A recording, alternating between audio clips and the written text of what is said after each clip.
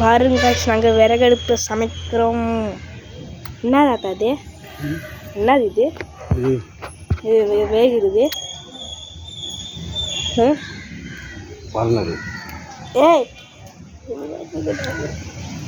ஆனால் பர்னர் வருது. இது சோறு வேகுது காய்ஸ். அதுக்குள்ளே பர்னர் போட்டு வச்சுட்டாங்க காய்ஸ்.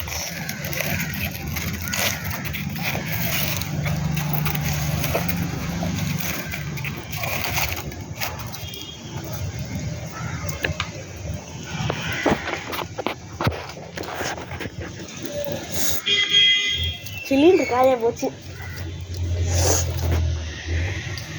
புகைக்குறா.